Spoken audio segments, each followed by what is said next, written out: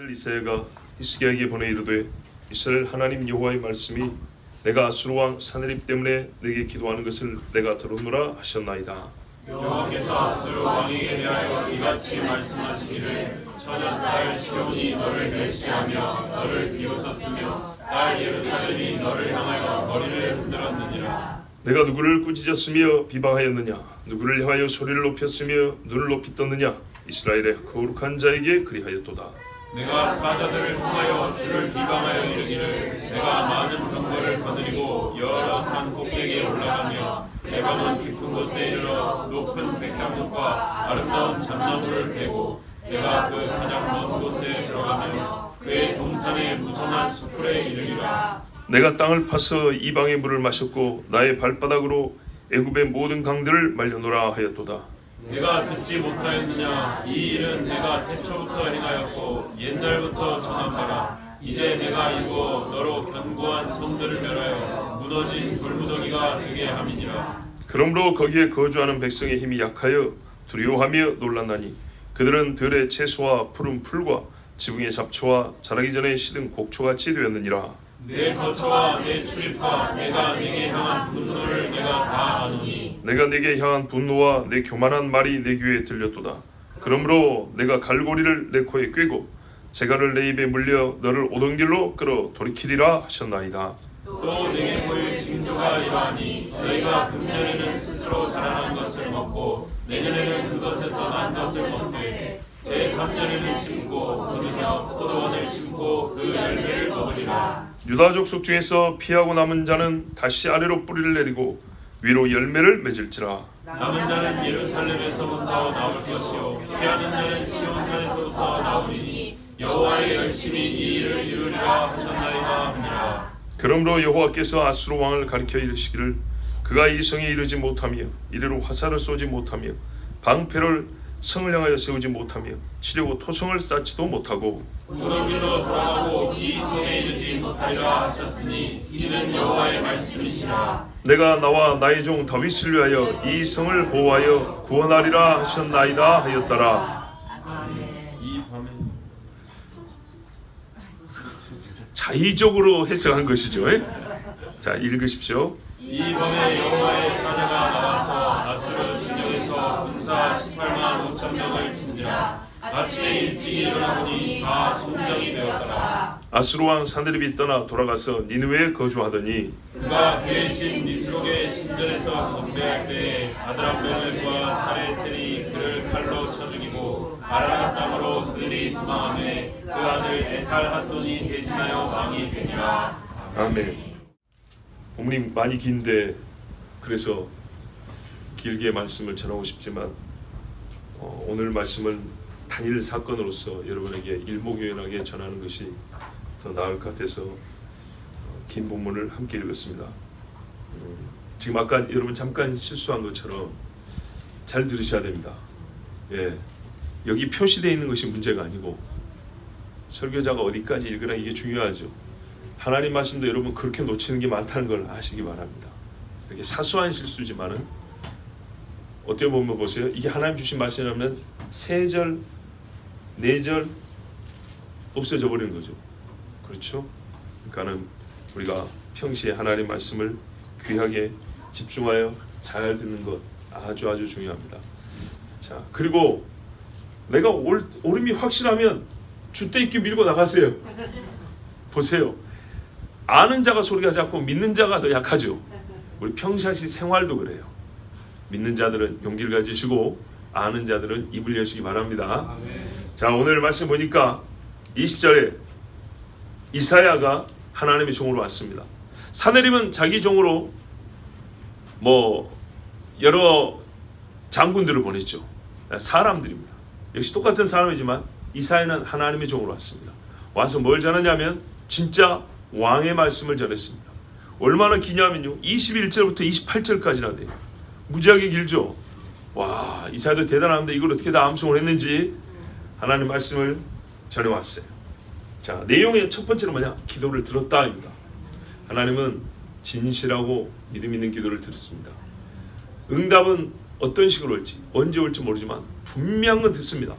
믿음이 얼마나 중요한지 모릅니다. 믿음이 내가 저 옷자락에 손만 닿으면 낫겠다 혈루병 걸린 여자가 믿음으로 손을 댔다 했습니다. 베드로가 하는 말이 수많은 사람들이 예수님 몸에 부딪혔습니다. 근데 예수님 말했어요. 나에게서 능력이 나간 줄 안다 그랬어요. 능력을 나가게 한 손대면 딱 한 사람이 있었다는 거예요. 믿음. 그러면서 말했어요. 딸아, 내 믿음이 너를 구원하시니 편히 가라 그랬어요. 진짜 저는 성경에서 이 말씀들이 얼마나 감사한지 몰라요. 뭐라고요? 보세요. 성령으로 말미암지 않고는 누구든지 예수를 주라 신할 수 없다 했는데 주님이 사람들에게 칭찬할 때 제일 큰 칭찬이 뭐냐면 내 믿음이 너를 구원하였으니 평안히 가라. 너의 믿음이 너를 구원하였으니 평안히 가라. 이 말이 진짜 나 같은 사람이 믿음을 가질 수 있는가? 그리고 나 같은 사람이 주님 앞에 보인 이것을 주님이 이 세상 만방에 공개적으로 너의 믿음이 너를 살렸다고 이렇게 말씀해 주신다는 게 얼마나 감격적인 일인지 모릅니다. 여러분 믿으십시오. 야이로에게 그랬어요. 두려워하지 말고 믿기만 하라 그랬어요. 죽어서 곡소리가 나는데 말이죠. 지금 애가 죽었다는 거예요. 중요한 게 뭐냐? 애들은 그날 죽으면 그날 장례치릅니다. 조금 늦었으면 어떻게 돼요? 땅에 묻는 겁니다. 그런데 그 어간에 예수님이 오셔가지고 뭐라 그랬어요? 소녀야 내가 내게 이르노니 일어나라 그랬다고요. 와, 뭐라고? 두려워하지 말고 믿기만 하라. 오늘 이사야가 하나님의 말씀을 전했어요. 들었다. 이제 히스기야한테 안 그래도 믿음이 있었는데 더 큰 믿음이 생겼겠죠. 두려움이 없어집니다. 하나님 말씀에 내가 내 기도를 들었다. 산해립 때문에 하는 기도를 들었다. 그러면 이사야도 기도했겠죠. 기도할 때 응답받은 거죠. 그러니까 이사야도 기도하고 히스기야도 기도하고 왕도 기도하고 선지자도 기도하고 왕도 놀고 선지자도 헛된 꿈 꾸고 그러면 나라가 망하고 같이 기도하면 살고 대원리입니다. 대원리. 21절에 보세요. 하나님이 아수르 왕에 대하여 말씀했대요. 처녀딸 시온이 너를 멸시하며 너를 비웃으며 딸 예루살렘이 너를 향하여 머리를 흔들었느니라. 완료형으로 되어 있어요. 끝난 게임으로 되어 있죠. 요지만 말씀드릴게요. 여러분 단어를 풀지 않고 쉽게 말해 뭐예요? 예루살렘 지금 무지하게 무시하고 왔죠. 한 주먹거리도 안 된다 왔죠. 그래서 처녀, 딸, 여자 이렇게 표현한 거예요. 그런데요 그 처녀 딸이 비웃는데요. 아수르 거인을 보고 아가씨가 비웃는다는 거예요. 소녀가. 상황이 완전히 역전이 된 거죠. 예, 아가씨가 비웃을 정도로 천하장사가 앞에 있는데 조그만 소녀가 비웃는다. 어떻게 의리될까요? 하나님이 지금 해주실 일이 그와 같은 겁니다. 순식간에 상황이 바뀌고요. 제일 약한 사람에게도 비웃음과 조롱을 당할 처지가 되는 것이 아수르입니다. 하나님이 먼저 답을 이렇게 주셨어요. 왜 그랬냐? 기도를 들었는데 또 아수르 왕이 하는 것을 말을 들었는데 22절부터 보면 아수르 왕의 말을 하나님이 또 얼마나 잘 들었는지 알 수가 있어요. 기도하는 자의 기도 소리만 듣냐? 하나님을 비방하고 욕하는 사람 소리도 하나님 다 듣습니다. 토시 하나 안 빼놓고 듣습니다. 22절부터 보면 그렇잖아요. 감히 하나님을 꾸짖고 비방했대요. 이스라엘 사람들 들으라고 했지만 그가 그 입으로 그랬죠. 너의 하나님이 너희를 살리겠느냐? 그는 없다고 생각한 거예요. 그런데 하나님은 살아계셨기 때문에 진짜로 나에 대한 요구로 들었다 그랬습니다. 이스라엘의 거룩한 자에게 한 요구로 들었다 했습니다. 하나님 보세요. 자기의 영광을 다른 사람에게 주지 않을 뿐만 아니라 자기 이름을 욕되게 하는 일을 허용하지 않습니다. 절대로 허용하지 않습니다. 이 두 가지를 같이 봐야 됩니다. 십계명이 말했어요. 나는 나 여호와 이름을 망령되이 일컫는 자를 죄 없다 하지 아니하리라. 이중부정이죠. 강한 긍정입니다. 죄 있다 그 말입니다. 큰 죄인이라는 거. 큰 죄인.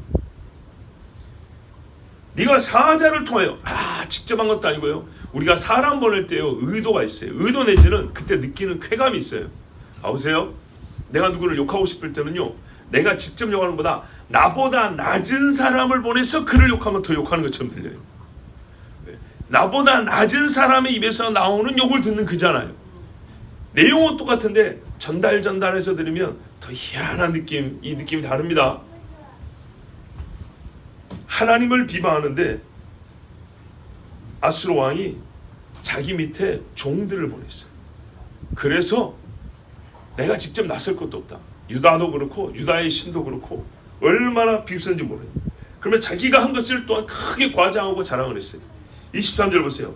많은 병거를 그는 산꼭대기에 올라갔다. 병거가 산꼭대기에 올라갈 수 있는지는 모르겠지만 하여튼 정복했다는 얘기죠. 레바논 깊은 곳에 경치 좋은 곳, 자원 많은 곳, 풍부한 땅 있는 곳 구비구비 다 들어가면서 내 손이 안 미친 데가 없다. 높은 백향목, 아름다운 잣나무 내가 다 베어서 가져갔다. 그 먼 곳까지 들어가서 동산에 무성한 수풀에 이르리라. 그러니까요, 내 손이 안 미친 데가 없다.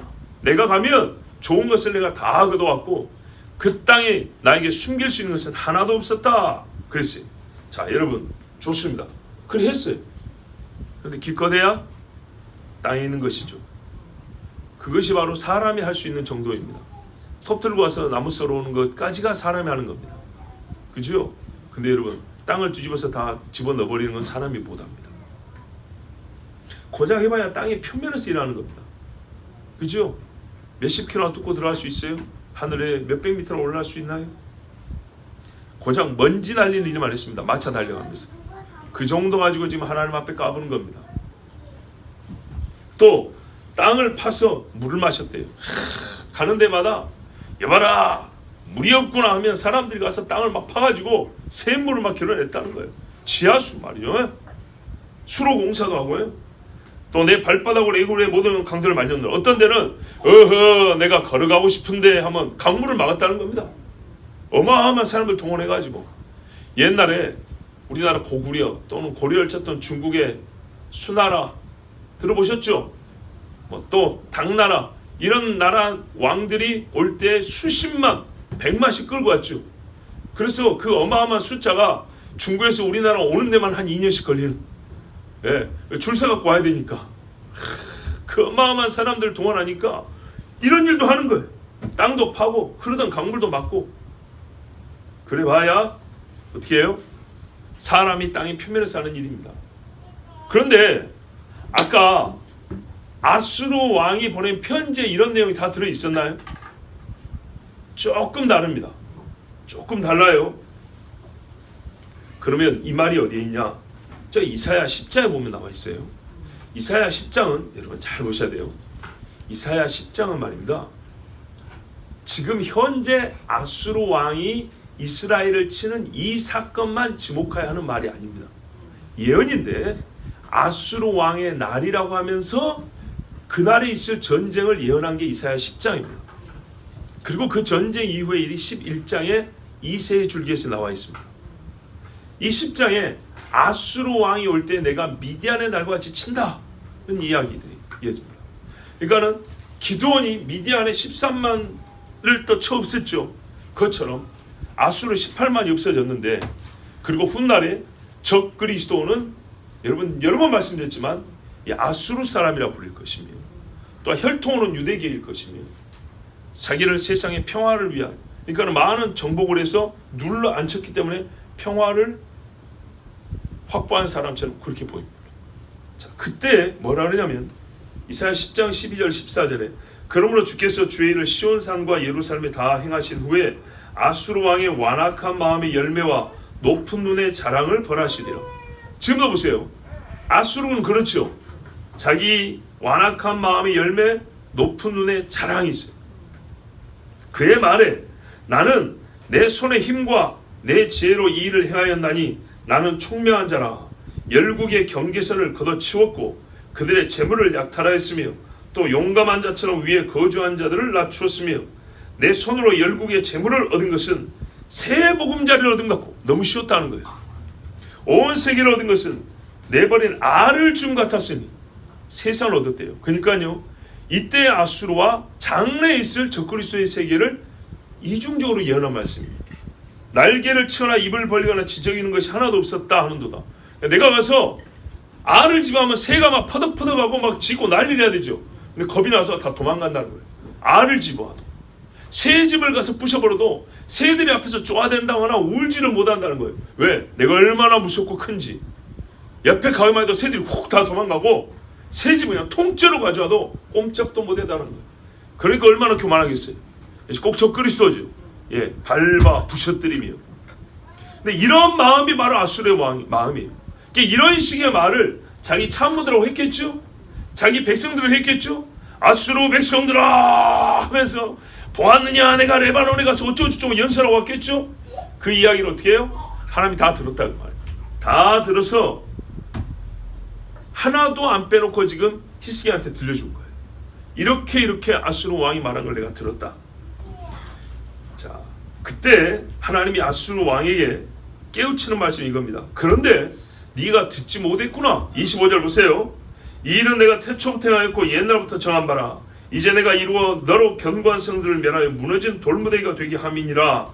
아멘. 너는 기껏 세상을 다스리는 하나님의 수단으로, 통치 수단으로 잠시 쓰인다는 것을 모르고 네가 하나님인 것처럼, 네가 세상을 정복하는 것처럼 그렇게 생각하고 있구나 하고 하나님이 이렇게 지금 비웃는 겁니다. 세상의 왕들이 그래요. 자기가 힘쓰면 진짜 자기가 세상 역사를 바꾼 줄 알아요. 그렇지 않습니다. 정말 이거는 우리가 주의해야 됩니다. 훌륭한 목사님들도 큰 교회를 이룬 다음에 내 손이 한 거 이러는 순간 그냥 가는 겁니다.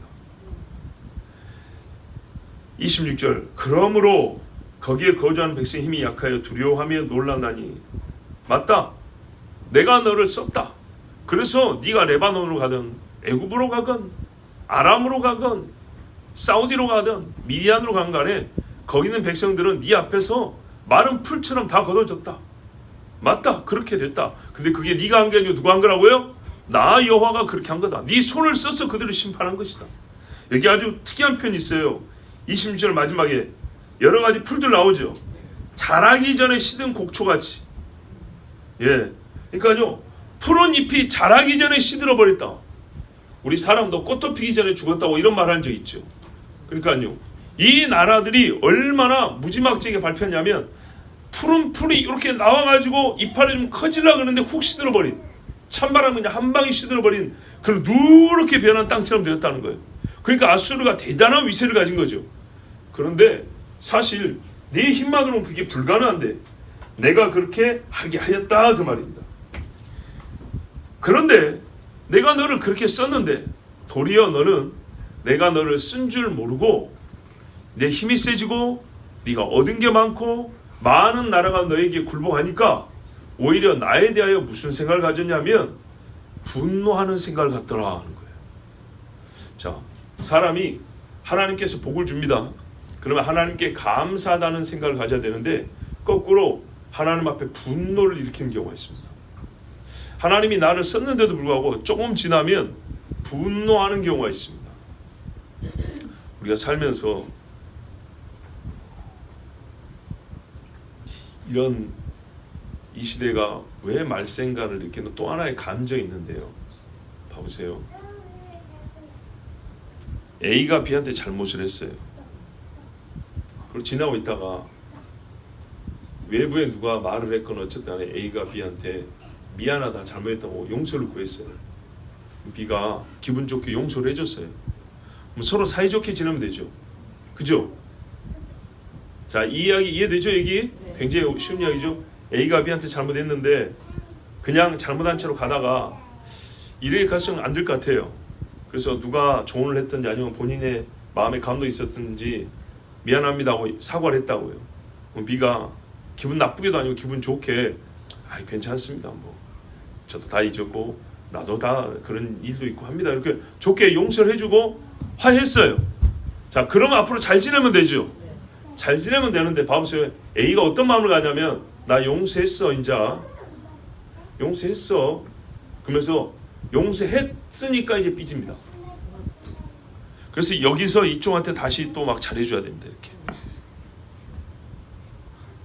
묘한 감정이 있어요. 이 시대 특징이에요. 봐보세요. 옛날에는 잘못했다면 악수하고 서로 웃고 가는데 여기서 나 너한테 용서 빌었어 했다는 거예요. 이게 의의가 돼가지고 이쪽에서 다시 달래는 행위를 또 해줘야 돼요. 했고 나서 계속 이렇게 마음이 가는 게 아니라 멀어져요. 하고 땡 하고 더 멀어진다고요. 그러면 그 용서를 뭐하러 빕니까? 그죠? 근데 이게 이 시대 특징이더라고요. 정말 근 10년여간에 자주 볼 수 있는 특징이에요. 그래서 왔다 갔다 해야 돼요. 몇 번. 그러면서 점점 소멸돼서 따다다당 안정이 돼요. 이렇게 하다가 이렇게 하다가 시작하면 안정. 아니 한 방이면 될 거를 이게 그리스도인의 마음으로 이게 맞는 겁니까? 우리 그러지 맙시다. 예. 나 사과했어. 그러면서 또 막 기분 나쁘고 막 자기가 한마디로 나 자존심 구겼다 이 말이에요. 내가 자존심을 구기면서까지 갔으니까 그러지 말자고요. 원래 자존심 구기면서 용서를 비는 거고 사과하는 거예요. 그러면 그쪽에서 반대쪽에는 자존심 세워주는 거예요. 그러면 그걸로 만족해야지 자기가 더 또 자존심 세우려고 그러다 보면은 쓸데없는 감정 소모가 일어납니다. 그러면 희한하게 또 여기서 부스러기들이 나옵니다. 그러지 마시고 깨끗하게요. 예? 깨끗하게. 자, 네 거처와 네 출입가. 하나님의 마음을 모르고 자기 힘으로 한 것처럼 생각을 했어요. 그러니까요, 희한하게 아수르 왕이 교만해질수록 자꾸 마음이 누구를 향하여 이게 마음이 몰리냐면 하나님을 향하여 몰리려 가는 거예요. 희한합니다. 세상에 이 종교를 이기면 이걸로 만족하지 않고 하나님에 대하여 해볼 만하다. 저 종교를 이기면 그 다음에는 내가 여호와에 대해서도 한번 해볼 만하다. 자꾸 마음이 이렇게 움직여집니다. 아수르 왕이 그랬어요. 잡신들을 이기고 나면 아 내가 이 신을 이겼다 이러고 만족하는 게 아니고 그와 동시에 하나님에 대한 미움이 하나 더 생기는 거예요. 다른 나라를 정복하면 유다에 대한 미움이 하나 더 생기는 거예요. 지금 27절이 그 말입니다. 그래서 하나님에 대한 분노, 결국에는 하나님이 이기겠다는 마음이 계속해서 생기는 거예요. 여러분 씨름 선수가 몸에 살이 찌면서 처음에 어떻게 해요? 금강, 한라, 백두, 천하 이렇게 욕심이 생기는 것처럼 이게 몸집이 커가면서 하나님에 대하여 자꾸 도전의식이 생깁니다. 조금씩 희한합니다. 우리 사람도 뭘 가지면 이 부분은 이제 하나님 좀 비켜보세요. 나와 할 수 있어요. 이런 식으로 이게 하나님을 배제하는 것이면서 동시에 하나님이 쥐고 있던 거기 때문에 도전을 하는 겁니다. 하나님이 이것도 알고 있대요. 너의 오래 묵은 마음도 알고 있대요.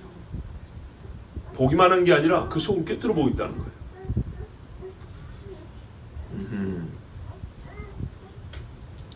애굽을 아수르를 통하여 벌하셨죠.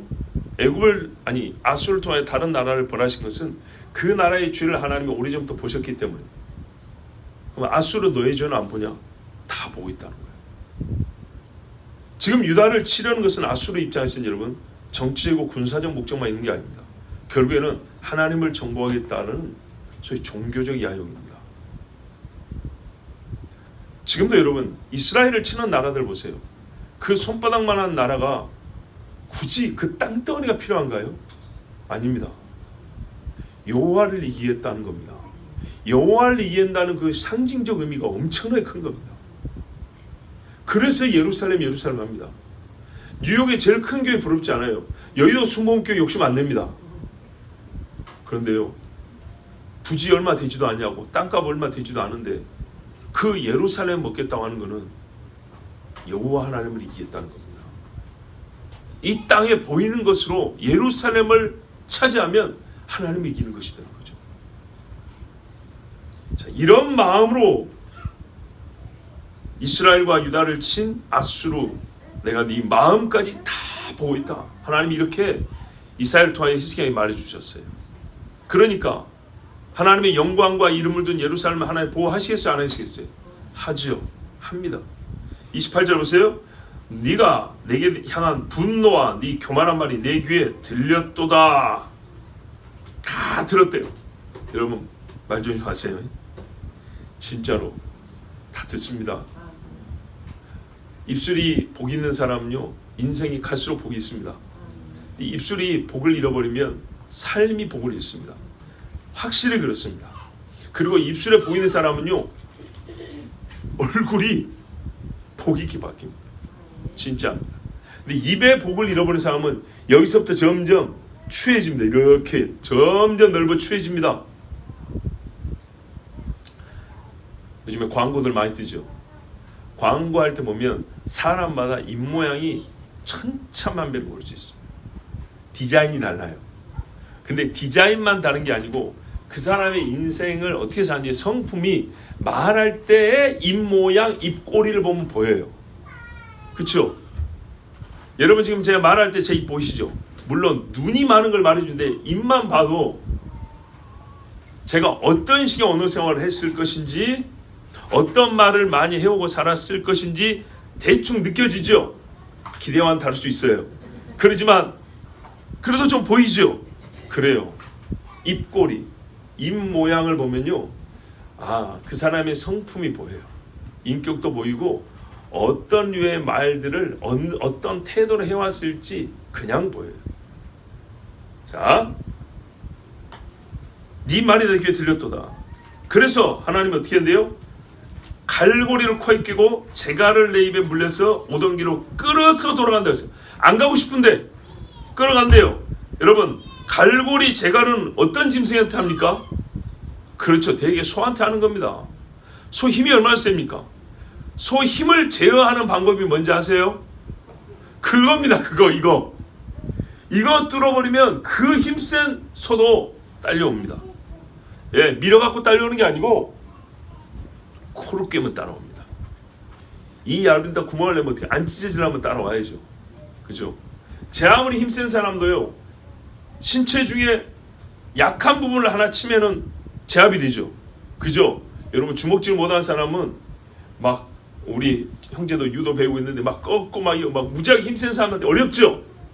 방법 가르쳐 줄까요? 급소 그거 잘 안 쳐집니다. 상대도 칩니다. 새끼손가락 잡으면 됩니다. 새끼손가락을 네 손가락을 쥐으면 다 이길 수 있어요. 일 꺾어버리면. 자, 견딜 수 있는 사람 있어요? 이거 잡고 절대 안 놔주면 돼요. 새끼손가락 잡고 안 놔주면 돼요. 엄지는 힘듭니다. 새끼손가락 잡으면 이길 수 있어요. 고급 기술인데, 그만큼 작은 것인데 잡으면 전체를 제어할 수 있는 데가 있어요. 사람이 머리가 좋아서 그걸 잘 알아요. 예, 급소는 잘 안 맞습니다. 사람 가운데 있어서, 몸 가운데 있어서 자동적으로 맞기가 좋습니다. 그만큼 어렵습니다. 그러니까 기습해야 되겠죠. 잘못되면요, 예, 크게 당합니다. 하여튼간에 소가 말입니다. 여기 꿰면 이거 안 찢어지라고, 이거 찌릿찌릿하고 아프단 말이죠. 그래서 딸려갑니다. 그냥 막.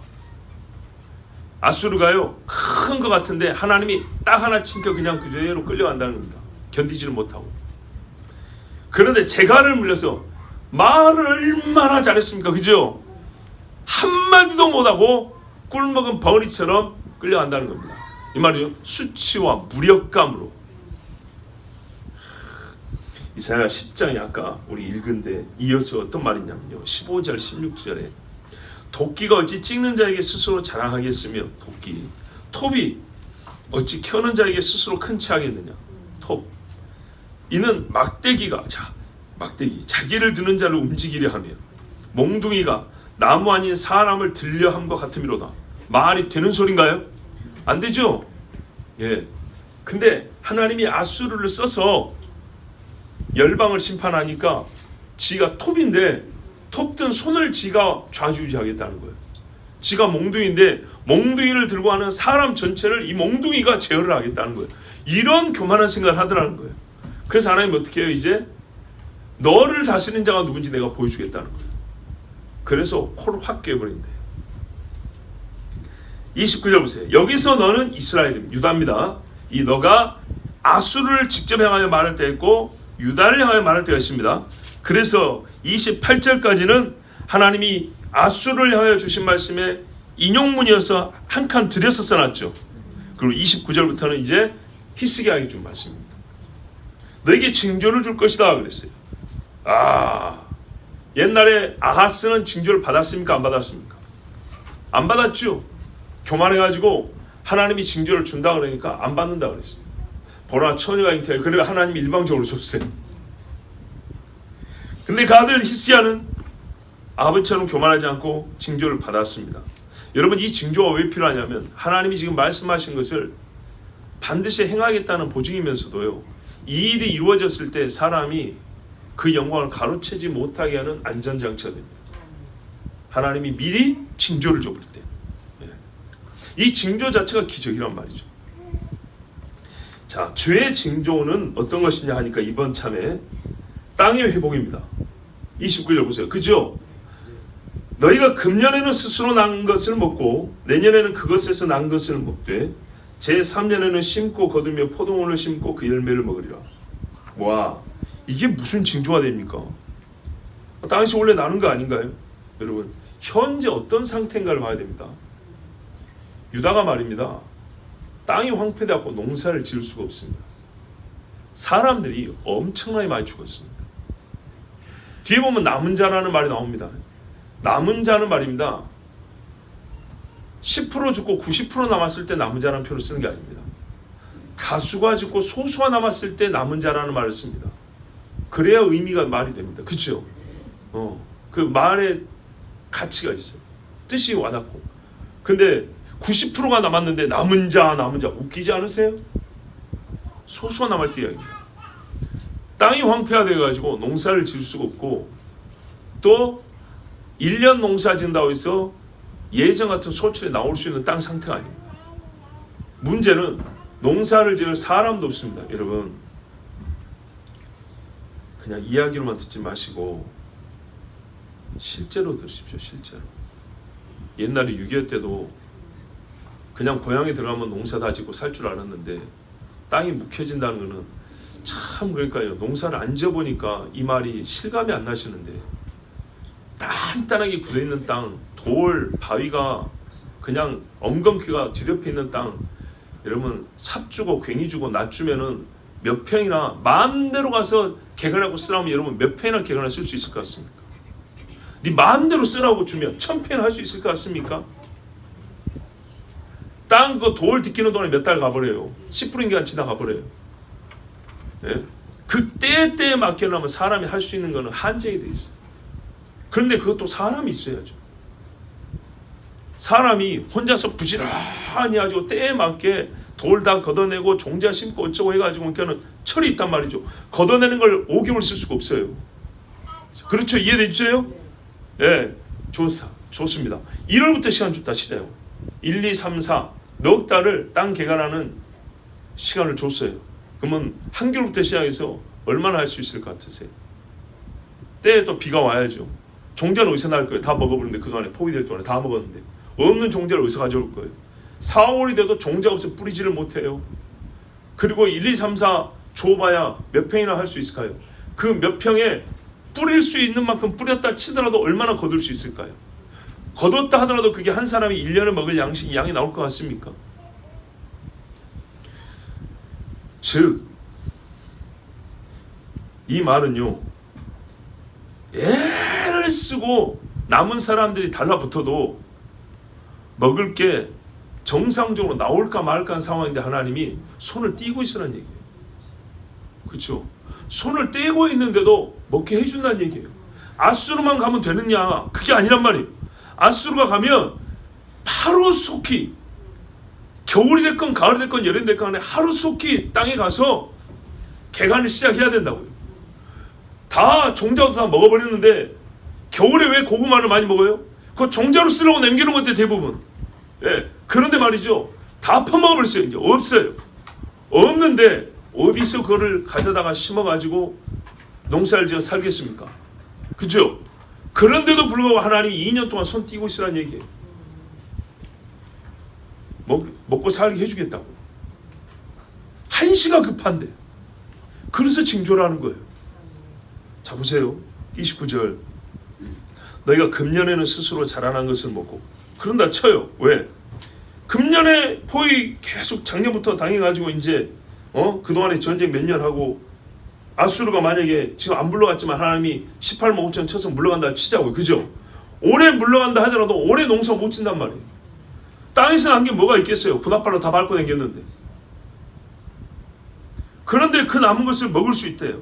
그러면은 내년에는 얼른 개간해가지고 농사 지어가지고 먹어야겠죠. 그런데 어떻게 해요? 내년에는 그것에서 난 것을 먹되 그대로 둔다는 거예요. 그대로. 자, 보세요 여러분. 먹을 게 없는데 먹을 게 없는 땅에서 난 것을 또 다 긁어 먹었어요. 다 긁어먹었는데 내년에 이 땅에서 뭐가 날까요 안 날까요? 씨 어쩌다 한두 개 떨어진 게 나겠죠. 그러면 소출이 더 줄겠죠. 예, 우리가 자연 상태에서는요 양이 얼마 안 돼요. 그러니까 따로 모아놨다가 집중적으로 농사를 하는 거예요. 농사. 근데 자연 상태로 두면요 띄엄띄엄 있다가 없다가 그래요. 그래서 우리가 생존해가기 어렵습니다. 그런데 보세요. 먹을 게 없는 상황에서 지금 땅에 있는 걸 다 주워 먹었는데 여기서 씨가 몇 개나 떨어진다고 농사를 안 지었는데 내년에 거기서 떨어진 것이 남은 거를 또 먹으라는 거예요. 그러면 먹을 게 이만큼 줄겠죠. 이만큼밖에 안 남겠죠. 그런데 생각보다 많이 남게 해준다는 거예요. 그래서 오늘 떨어 다 먹었고 농사를 안 지었는데도 불구하고 내년에도 너희가 먹을 만한 충분한 것들이 땅에서 자연적으로 나게 해주겠다는 거예요. 자, 그러면 3년째는 어떻게 하냐? 그때는 농사지라는 거예요. 아니 하나님, 아니 그냥 우리 농사 지을 수 있고 농사 짓고 싶으니까 올해 바로 시작하면 안 될까요? 아니 올해는 힘드니까 시간도 다 가고 그런다 치고 내년에 바로 시면 안 되겠습니까? 여러분 배고파 죽겠는데 땅 주면 당장 농사 시작하지 않겠어요? 내년부터? 하겠죠. 근데 왜 못 하겠을까요? 징조는 징조인데요. 잘 보세요 여러분. 옛날에 우리 믿음의 선배들은 그렇게 생각을 했어요. 왜 하나님이 1년을 더 쉬라고 그랬을까? 하나님은 하나님 말씀, 자기 말씀의 원칙대로 사시죠. 말씀 행하시죠. 잘 보세요 여러분. 레위기 25장에 뭐가 있냐면 안식년이 있습니다. 제 6년까지는 뿌리고 심고 거두어 먹고 살아. 제 7년에는 심고 거두지 말라 그랬어요. 봐보세요. 이스라엘 말입니다. 히스기야 때까지 안식 일이나 겨우 지켰고 6월절 절기도 안 지켰어요. 6월절 절기도 안 지킨 사람들이 안식년을 지켰겠습니까? 안 지켰겠죠. 당연히 안 지키죠. 그런데 하나님께서 이스라엘을 회복할 때 하나님은 자기 타임 스케줄이 있단 말이죠. 하나님의 정한 때가 지금 어떻게 해요? 올해가 6년째고 내년이 7년째, 7년 주기에 그 해란 말이죠. 그랬을 때 이 백성이 아무리 급하다고 해도 하나님이 스스로 어떻게 하냐? 이참에 내가 너에게 믿음을 보겠다. 믿음을 주겠으면 믿음을 보겠다. 너희가 저 아수르 군대가 우리의 힘으로 절대 이기지 못하는데 나보고 살려달라고 기도를 했다 이거지.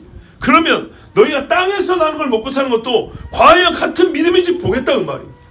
그런데 타이밍상 어떻게 해요? 내년이 안식년이에요. 그래서 하나님이 명합니다. 징조를 줍니다. 뭐라 그래요? 땅이 황폐되고 먹을 게 없어. 올해가 6년째야. 오케이.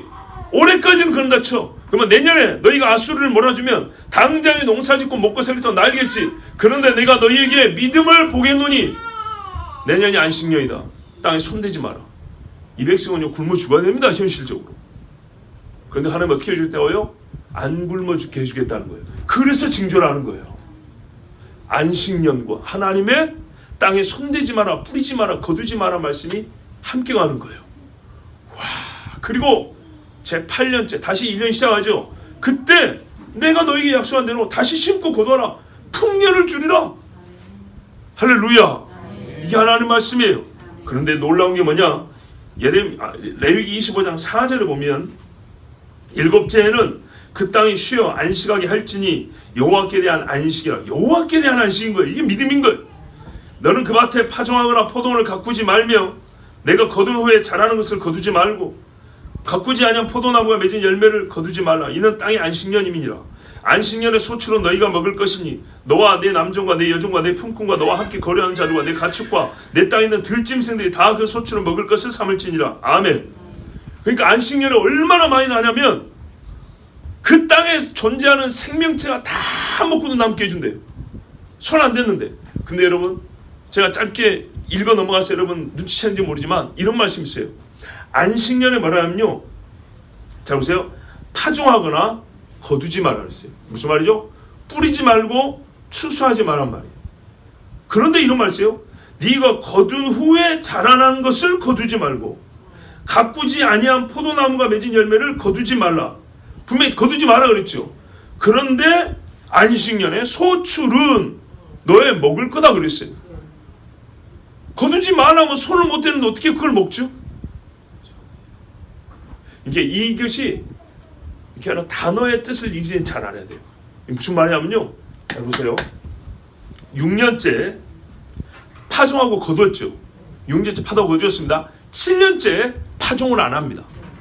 그러면 6년째 땅에 떨어진 것이 저절로 나겠죠. 저절로 난 것을 먹기는 먹습니다. 근데 거두지 말라는 건 뭐냐면 옛날에 내가 농사 지을 때처럼 추수하지 말라는 말입니다. 추수하여 저장하는 것. 이해가 되세요? 그러니까 내 땅이면 어떻게 해요? 내가 소유권을 가지고 내가 파종하여 1년 내내 농사하고 내가 추수권 불러줘 추수 다 해가지고 우리 집 창고에 집어넣죠. 이게 거두는 겁니다. 그게 아니고 그대로 놓고 누구라도 와서 먹으라 그 말입니다. 필요한 만큼 따다 먹고 필요한 만큼 잘라 먹고. 이해되시죠? 그런데 저기 논이나 밭에 가보세요. 작년에 추수 다 끝난 다음에 땅 안 갈고 파종 안 하면 그 다음에 나는 게 몇 개나 되는가? 없어요. 그죠? 거의 없어요. 그런데 놀랍게도 작년에 추수하고 내가 거두어 갔어요. 우리 집에 창고에다 저장해 놨다고. 창고에 저장해 놨는데 그 해는 뿌리지도 거두지도 않았는데 들짐승이며 나그네며 과부며 고아며 그 동네 사람들 와가지고 어떻게 해요? 먹는데 지장이 없대요. 물론 6년째 하나님이 많이 준다 그랬어요. 놀랍죠? 야, 이게 7번 쌈이 희년에는요 한 2년 더 쉬어야 됩니다. 그런데도 하나님이 풍성히 준다 그랬어요. 여러분 이게 믿음이 없고 가능하겠습니까? 믿음이 없으면 불가능합니다. 우리가 하나님 앞에 요구한 일에만 믿음을 보이지 말고 하나님이 명령한 일에 믿음을 보여야 합니다.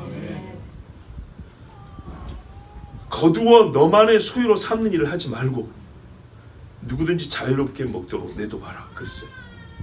그 적은 것을요? 아니 말 들어봐. 적은가 남는가? 12바구니가 남았어요. 이것이 얼마나 되겠사옵나이까? 그래 한번 뜯어서 나눠줘 봐라 그랬어요. 12광주 남았다 했어요. 엘리사에게 왔어요. 이 박이 뭐 얼마나 되겠습니까? 채소 한 가마니 갖고 왔어요. 근데 이 사람들이 100명이 넘게 먹었어요. 그 다음에 사람 이야기입니다. 30절 유다족 숙지에서 피하고 남은 자는 다시 아래로 뿌리를 내리고 위로 열매를 맺을지라. 피하고 남은 자라는 말은 여러분 아까 말씀드렸죠. 우리가 여러 이 말씀의 용례를 볼 때 적어도 과반이 죽거나 잡혀간 소수가 남았을 때 이야기예요. 이 남은 자들을 급격한 인구 감소가 있었다는 얘기죠. 그런데 뿌리를 내린다는 것은 안정적인 생활터가 다시 확보된다는 얘기고요. 정서적으로 평안하고요. 그리고 어떻게 해요? 자식을 낳고 생활의 번영을 이루어서 위로 열매를 맺는다 그랬어요. 정상으로 돌아온다는 겁니다. 근데 이 말씀은 여러분 마지막 때까지 내다본 말씀이에요. 우리 마지막 때 시온의 회복이라고 그랬잖아요. 길게 말 안 해도 여러분 다 아실 겁니다. 물론 31절도 이어집니다. 남은 자가 예루살렘부터 나올 거고 피하는 자는 시온 산에서부터 나오리라. 시온과 예루살렘에서부터 그리로 모여든 것만이 아니라 거기서 나온대요. 그러니 여러분 이 땅이 몇 평이나 되는 땅입니까? 큰 땅 아닙니다. 예루살렘 가보셨죠? 조그만합니다. 가만 보니까 서울에 한 9 정도 되려나? 뭐 그거보다는 크겠죠. 근데 거기서 사람들이 나온다 했으니까 유다 전체로 보면 인구 비중으로 하면 몇 퍼센트 안 될 겁니다. 그 적은 사람들이 어디서부터 나오냐? 그래도 하나님이 보호하신 곳 예루살렘에서 나온다 했습니다. 역시 이것도 마지막 날에 있을 이야기입니다. 예언이 많이 있지만 아까 이사야 10장이 마지막 날을 예언하는 말씀이라고 그랬죠. 그래서 이어서 이사야 10장 20절 이하에도 보면 그날에 이스라엘의 남은 자와 야곱 족속에 피난하는 자들이 다시는 자기를 친자를 의지하지 아니하고 이스라엘의 거룩하신 이 여호와를 진실하게 의지하리니 남은 자 곧 야곱의 남은 자가 능하신 하나님께로 돌아올 것이라. 그러면서 쭉 이 말씀이 있으면서 뭐라 하냐면 내가 오래지 아니하여서 아수르는 내가 분노로 치리라. 채찍으로 치리라. 미디안을 오랫바에서 쳐 죽인 같이 내가 아수르는 쳐 죽이리라. 그런 다음에 이스라엘에 대하여는 그날에 그의 무거운 짐이 내 어깨에서 떠나고 그의 멍에가 내 목에서 벗어지되 기름진 까닭의 멍에가 부러지리라. 아멘. 요 말씀이 아수르의 날을 하나님이 예언해 놨는데 이것이 바로 예표적으로 히스기야 때 1차 이루어졌고 종말에 다시 이 말씀이 이루어질 겁니다. 그래서 지금 31절 역시 하나님께서 마지막에 이루실 이스라엘의 구원과 예루살렘 회복을 말씀하고 있는 겁니다. 그리고 여호와의 열심히 일을 이룬다 그랬죠. 이 열심이 무엇인가에 대하여 이스라엘은 고민했어요. 왜? 시간이 갔는데 바벨론에 잡혀, 로마에 잡혀, 헬라가 한번 유래로 가더니 이건 난리도 아니에요. 바울이 고민했던 질문이 하나님의 열심이 무엇인지 깨달아졌어요. 그래서 로마서 9장부터 11장까지 이 말씀의 사실 주석이라 할 수 있는 말씀이 거기 기록되어 있는 겁니다. 과연 여호와의 어떤 열심히 이 일을 이루시는가? 자, 반드시 그렇게 됩니다. 자, 그러므로 32절, 이 성이 이르지 못하고 화살도 못 쏘고 방패도 토성도, 그러니까 아무것도 못하고 끝난다는 얘기입니다. 어떤 공격 수단도 통하지 않습니다. 야, 여러분, 싸웠더니 어떤 것도 아니고요, 싸움 자체가 일어나지 않게 한대요. 하나님이 이 사람들이 갖고 있는 모든 힘을 무력화시켜 버린대요. 쓸모없게. 얼마나 큰 자랑을 했어요. 많은 자랑거리가 아무것도 아니게 만드신 이가 하나님이십니다. 그런데 아무것도 없는 자를 사람들 앞에 높이신 이도 하나님이십니다. 오던 길로 돌아오고 33절, 이 성이 이르지 못하리라. 여호와의 말씀입니다. 오니라고 고생만 했죠. 100번 쳐도 한 번도 안 무너지는 정도가 아니고 한 번도 치지 못하고 말만 이러고 끝나버렸습니다. 여러분, 하나님이 허락하지 아니하면 사람이 100번 두들겨도 한 번도 문이 깨지지 않습니다. 근데 하나님이 작정하시면 한 번 바람을 불면 적은 그 한 방에 무너집니다. 이때 지금까지 전승을 달려온 아수르 왕의 심정이 어떻겠습니까? 싸운 것도 아니고 손 한 번 못 대보고 예루살렘에서 모든 것을 다 잃고 퇴각하는 아수르 왕의 심정이 어떨까요? 저는 첫 번째로 그 말 생각할 때 두려움입니다. 한 말이 있잖아요. 36절에도 나와 있어요. 아수르 왕 사네립이 떠나 돌아가서 니느웨에 거주하더니, 이렇게 돼 있죠. 하나님 34절, 내가 나와 나의 종 다윗을 위하여 이 성을 보호하여 구원하리라. 근본적인 이유가 있습니다. 하나님 자신의 이름을 위하여, 자기 영광을 위하여, 우리를 구원하신 것도 자기 영광을 위하여 그렇습니다. 하나님은 자기 영광과 관계없는 일에 힘쓰지 않습니다. 그런데 감사해도 하나님은 자기 영광과 관계된 모든 일이 의롭고 선하신 일이기 때문에 우리에게 복됩니다. 그럼 누군가는 물을 것입니다. 왜 나중에는 바벨론 넘기셨나? 이럴 거면 그때도 바벨론 안 넘겨야지. 로마에는 왜 팔으셨나? 왜 그랬을까요? 다시 찾겨야 그런 겁니다. 아니, 처음부터 안 뺏길 수도 있었잖아. 아수르 때는 안 뺏기셨잖아요. 문제는 이겁니다. 유다의 죄가 더 커졌다는 겁니다. 히스기 같은 믿음을 가진 사람의 기도가 없었다는 겁니다. 히스기 같은 믿음의 기도가 없는 유다를 어떻게 다시 살릴 거냐? 히스기야 때보다 더 쌓여버린 죄는 어떻게 해결할 거냐 할 때 바빌론을 넘기신 방법 외에는 이 유다를, 예루살렘을 다시 살릴 방법이 없습니다. 그래서 그때 그렇게 하신 겁니다. 이 성을 성결하게 하고 예루살렘을 보호했다 하나님의 약속을 이해하시려는 과정으로서 그렇게 하신 겁니다. 다윗을 위하여. 그래서 훗날 보세요. 로마 때 누가 왔어요? 다윗이 왔잖아요. 엘리야도 왔잖아요. 마지막 때도 그렇죠. 다시 엘리야를 보내고 다윗을 보낸다 했어요. 그러니 하나님의 약속은 폐하지지 않았고 이루시고 또 이루십니다. 이 밤에, 그날 밤에 어떤 응답은 늦고요, 어떤 응답은 빠릅니다. 히스기야의 응답 생각한 것보다 너무 빨랐어요. 우리가 여러분 하나님께 늦다고만 부패하지 말고 너무 빠른 것에 놀랄 줄도 좀 알아야 돼요. 때로는요, 기도는 아주 형편없게 했는데요, 끝나자마자 응답이 오는 경우가 있어요. 그때 하나님 앞에 죄송한 마음 안 드신가요? 100일 했는데 안 들어준 거 원망만 하지 말고, 그죠? 아수르 군사 18만 5천, 니도 사자를 보냈냐? 나도 사자를 보냈다. 하나님이 보낸 사자 이사야, 멋지죠? 하나님이 보낸 사자 천사 하나면 충분합니다. 18만 5천을 쳤습니다. 일찍 일어나 보니 다 송장이 되었더라. 현재는 이렇게 하나님 살아계심을 보여줘야 될 때였습니다. 애굽에 하신 것과 똑같은 시기였습니다.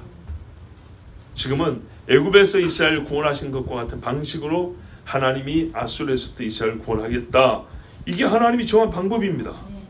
이렇게 해서 열방이 하나님 살아계심을 알게 하겠다는 거였습니다. 두려움과 분노와 또는 의기소침과 부끄러움을 아주 그냥 복잡한 마음으로 도망을 갔습니다. 아마도 사내립과 몇 명의 부하들이 살았을 겁니다. 천사가 가면서 하나님의 증거를 위해 남겨놓은 것들 있죠. 다 버리고 부끄러워서 도망을 갔는데 어디로 왔냐? 니느웨로 갔다 합니다.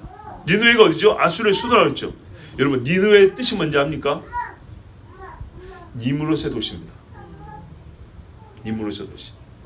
성경에 보면 니무롯이 뭐 갈레와 아까스에서 시작해가지고 저기 니느웨까지, 이게 고대 바벨론입니다. 그래서 아수르나 고대 바빌론이나 똑같이 부른다 했죠. 예, 고고학적으로 해서 아수르지요 이렇게 부른다 했어요. 아수르 왕, 바벨론 왕 사실 다르지 않습니다. 니느웨에 들어갔는데 니무롯의 마을에 들어가서 니무롯과 같은 정신으로 살다가 그 신 니스록에게 경배하려 했다는 거예요. 자, 왕의 체면이 있기 때문에 다시 제기를 하려고 했겠죠. 그래서 옛날 사람들 어떻게 해요? 자기가 믿는 신에 가서 큰 국가적 제사를 올리면서 신이시여 다시 한번 이 종을 쓰시옵소서 아마 했겠죠. 거대하게 체면도 좀 다시 살리고 나라의 사기도 좀 살리고 그러려고요. 여차하면 부하들이 이제 막 너무 이렇게 그 마음들이 심란하고 충성심이 약해졌을 거 아닙니까? 그래서 자기들의 종교심으로 하나로 묶어보려고 국가적인 대제사를 준비를 했는데 딱 그때 암살당해버린 거예요. 옛날에 우리 선배들은요, 이 일을 역시 이렇게 생각해 봤습니다. 하나님이 분명히 그가 돌아가서 죽는다 했죠. 예언의 성취인데 구체적으로 어떻게 성취되게 하셨는가? 누구로 하여금 이 아수르 왕에게 살 의의를 갖게 하셨는가? 그들은 그들 나름대로 어떤 명분이 있었을 거 아닙니까? 여기 아수르 왕을 죽인 사람이 아들들입니다. 아드람멜렉, 사레세, 아들들입니다. 왜 아들들이 아버지를 죽였을까요? 죽였으면 지가 왕이 되지. 그죠? 이방원이가 왕제날 이렇게 왕된 거 아니오. 그랬으면 지가 왕이 되지. 죽이고 도망만 갔다는 거예요. 그 말은 무슨 말이에요? 정치적 힘은 없었던 왕자들이라는 얘기죠. 정치적 힘은 없지만 아버지는 죽여야만 됐다는 거죠. 그죠? 그래서 생각해 볼 때 우리 선배들이 이렇게 생각했어요. 이방의 왕들이 잘하는 게 뭡니까? 국가적 위기를 타파할 때. 그렇죠. 아들을 불살라 죽이는 거예요. 아들을 제물로 바치는 거예요. 그러면요, 그 광기 때문이라도 누가 건들지는 못해요. 이해되셨죠? 야, 사내립 왕 이제 물러나야 될 때 아니냐? 지금 18만 5천 그 어머니들과 그 가족들이 말입니다. 뭐 얻어올 줄 알았더니 애기 송장을 가져온 거예요. 그러니까 어떻게 했어요? 울고 국가적으로 그냥 막 큰 난리가 났겠죠. 예, 왕이 되면 원망이 커졌겠죠. 그때 왕이 자기 아들 둘을 불에 딱 받쳐놓으면서 신이시야 이렇게 하면 어떻게 됐겠어요? 벌벌 떠면서 다시 하나 됐겠죠. 이 아들들이 쟤 죽을 것 같아서 미리 아버지를 죽였어요.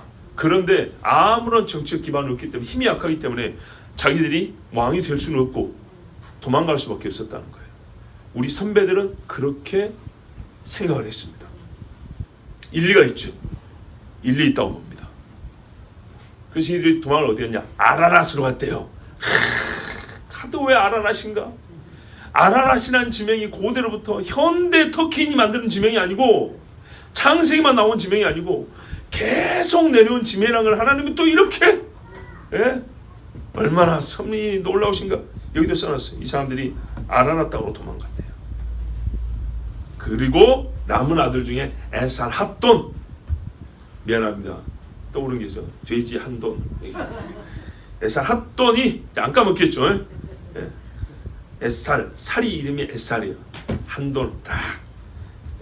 삼겹살이 아니고 에살핫돈이 왕이 됐다. 그랬어요. 자, 그러면 이 에살핫돈은 어떤 통치를 했을까요? 똑똑하다면 이 사람은 유다로 쳐들어가야 되겠습니까? 안 들어가야 되겠습니까? 성경을 보니까 이 사람이 아버지의 원수를 갚겠다고 유다로 쳐들어간 기록이 없어요. 아주 바보는 아니었어요.